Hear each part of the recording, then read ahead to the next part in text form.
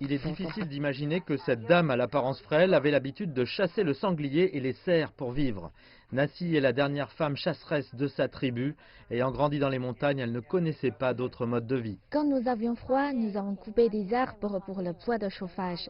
Quand nous avions faim, nous avons chassé pour le fausan et le sanglier. J'avais l'habitude de partager ma proie avec les autres, mais la nourriture ne suffisait toujours pas. Le peuple Larou parle sa propre langue et la garde généralement pour lui-même. Il s'en cache même quand les volontaires viennent leur apporter des produits de première nécessité. Au début, c'était vraiment difficile de communiquer avec eux. Ils sont coupés du reste du monde depuis trop longtemps. Au début des années 2000, le gouvernement a construit des maisons avec de l'électricité et de l'eau courante pour qu'ils puissent y vivre. Mais au bout de quelques mois, ils sont retournés dans leur vieille hutte.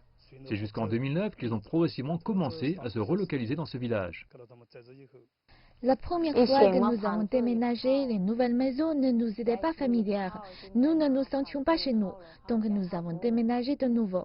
La deuxième fois, les nouvelles maisons avaient été construites dans le style Larou, des chalets sur pilotis avec un salon à l'étage et une zone de stockage en bas. Alors nous sommes restés.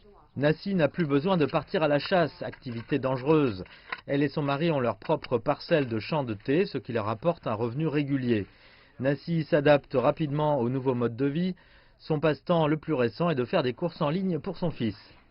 Bien que les villageois ne vivent plus dans la pauvreté, ils ont hérité des mauvaises habitudes de vie de l'ancien temps.